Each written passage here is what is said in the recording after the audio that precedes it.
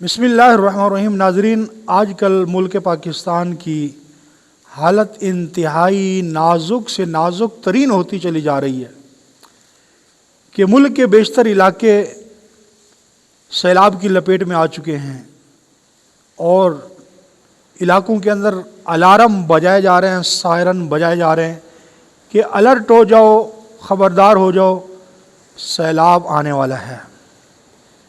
تو یہ سیلاب کیا اللہ کا عذاب ہے؟ اللہ کی طرف سے آیا ہوا عذاب ہے یا یہ ہماری غفلت ہے، ہماری پلاننگ، ہماری منصوبہ بندی کا یہ ہم خمیازہ بھگت رہے ہیں، ناقص منصوبہ بندی۔ حالانکہ 2005 سے 2010 تک سائنسدانوں نے وارننگ دے دی تھی کہ پاکستان والوں اپنا کوئی انتظام کر لو، کیونکہ پاکستان کے اندر 7,000 بڑے بڑے گلیشیئر ہیں۔ 7,000 glaciers are in Pakistan and most are dangerous۔ اتنے بڑے بڑے گلیشیئر پاکستان کے اندر ہیں جو ہزاروں سالوں سے ان کے اوپر برف جم رہی ہے۔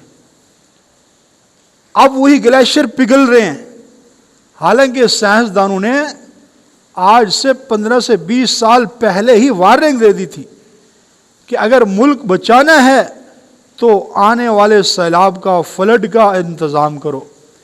لیکن ہماری غفلت، ہماری وہی سست روی آج ہمیں لے ڈوبی ہے۔ آج وہ گلیشیئر پگھل رہے ہیں اور وہ پگھل کے پانی بن کے وہ سیلاب کی شکل میں ہمارے سروں سے اوپر گزر رہے ہیں۔ ہزاروں نہیں، لاکھوں کی تعداد میں پاکستانی اس سیلاب کے اندر بہہ کے تباہ ہو چکے ہیں، غرق ہو گئے ہیں۔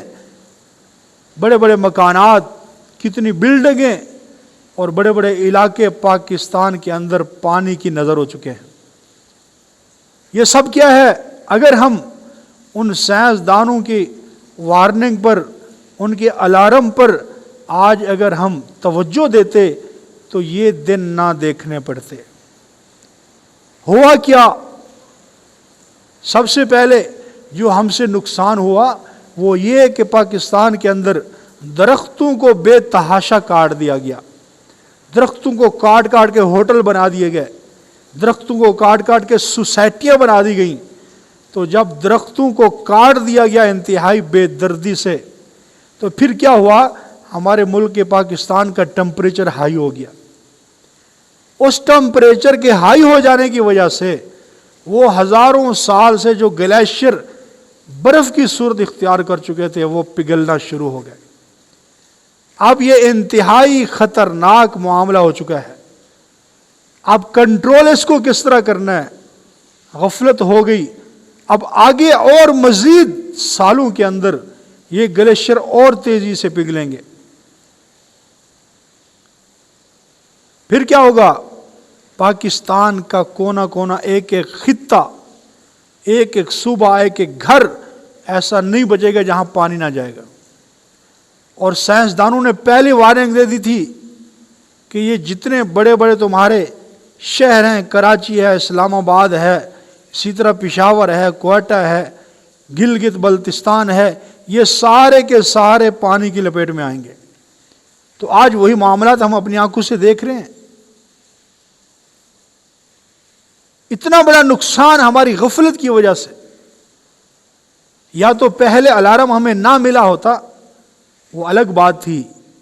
تو اس سے مراد یہ ہوا، معلوم یہ ہوا کہ یہ جو آفت آئی ہے سیلاب والی، پانی والی، یہ اللہ کی طرف سے بھی عذاب ہے اور بندوں کی طرف سے، حکومت کی طرف سے بھی اور لوگوں کی طرف سے بھی، جنہوں نے بے دردی سے درختوں کو کاٹا اور ہمارا ٹمپریچر بڑھا اور وہ گلیشیئر پگھلے اور وہی ہماری عذاب کی شکل میں آ گیا۔ اب کیا ہو سکتا ہے؟ اس کا تدارک کیا ہے؟ اب کیا کریں؟ اب کچھ نہیں ہو سکتا ہے۔ اب مزید یہ گلیشیئر پگھلیں گے، مزید پانی آئے گا اور اس کے لیے کیا ہوگا؟ کہ پاکستان کا کوئی کونا، پاکستان کا کوئی خطہ نہیں بچے گا جہاں پانی نہ آئے۔ اب ارجنٹ اس کا کیا حل ہے؟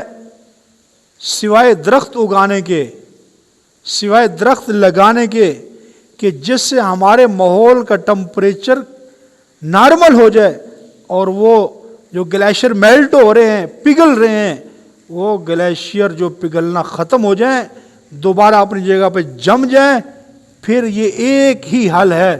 لیکن یاد رکھو کہ درختوں کو لگانے میں، درختوں کو اگانے میں، بڑا کرنے میں، اپنا ٹمپریچر برقرار رکھنے میں، بحال کرنے میں کم سے کم تمہیں 20 سال کا عرصہ چاہیے۔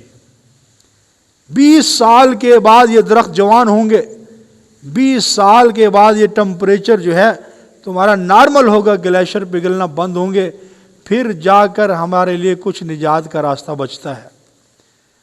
تو اب کچھ نہیں ہو سکتا سوائے اس کے کہ ہم اپنی غفلت، اپنی سستی، اپنی کوتاہی پر ہم نادم ہو جائیں، اللہ کی طرف رجوع کر لیں۔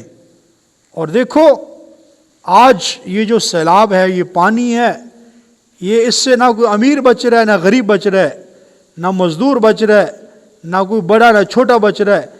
اور اسی طرح اب اس سیلاب کے بعد جو بیماریاں نمودار ہونے والی ہیں، سائنسدانوں نے پہلے ہی مطلع کر دیا تھا کہ سیلاب کے بعد ایسی ایسی بیماریاں نمودار ہوں گی کہ جو آج تک ہم نے ذہن میں اس کا تصور ہی نہیں بٹھایا ہوگا۔ تو یہ بیماریاں، یہ پانی نہ بڑے کو دیکھے گا نہ چھوٹے کو دیکھے گا۔ تو اس لیے ہم سے غفلت ہو گئی، جرم عظیم ہوا کہ ہم نے ملک پاکستان کے گوشے گوشے سے، اس کے ایک ایک علاقے سے درختوں کو کاٹ کے سوسائٹیاں بنائیں، جس سے ہمارا ٹمپریچر بڑھا، اور اس ٹمپریچر کے بڑھنے کی وجہ سے آج یہ ہم خمیازہ بھگت رہے ہیں۔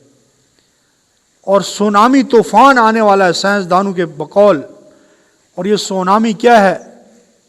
سمندر اوپر ہے، کراچی کا شہر نیچے ہے جو سب سے بڑا شہر ہے، اور آج کل سمندر کے اندر طغیانی ہے۔ ایک لہر اگر سمندر کی کراچی کے اوپر آ جائے تو کراچی کا ایک کونا بھی نہیں بچے گا، اور وہ سمندر اپ ہو رہا ہے، ہر روز اس کی لہریں بڑھ رہی ہیں۔ تو کیا ہے؟ یہ پانی ہمارے سر سے گزر چکا ہے ہماری کمی کوتاہیوں کی وجہ سے۔ اس لیے یہ اللہ کی طرف سے بے شک عذاب ہے، لیکن یہ خود بندوں کا اپنے اوپر مسلط کیا ہوا عذاب ہے۔ کاش کہ آج اگر ہم اس فلڈ کا پہلے سے ہی کوئی بندوبست کر لیتے، پہلے سے ہی ہمارے پاس کوئی تدارک ہوتا، تو آج یہ وقت نہ دیکھنا پڑتا۔ لیکن ہر معاملے کے اندر، چاہے وہ پاکستانی عوام ہو، چاہے وہ پاکستانی حکومت ہو، غفلت کا شکار ہوتی ہے، غفلت کرتی ہے، ہر معاملے کے اندر سست روی کا شکار ہے۔ کوئی ہمارے ایسا کوئی بندہ نہیں جو ایکٹیو ہو اور الارم بجتے ہی اس کے اوپر عمل کرنا شروع کر دے۔ تو سائنسدانوں نے پہلے ہی بتا دیا تھا، آپ کیا ہے، رونے کے سوا کچھ نہیں۔ ہزاروں زندگیاں ختم ہو گئیں، لوگوں کے مال و دولت، لوگوں کے مکان، فیکٹریاں، تجارت، سب کچھ برباد ہو گیا۔ تو خدا را اپنے اس ملک پاکستان سے پیار کیجئے، اور جتنا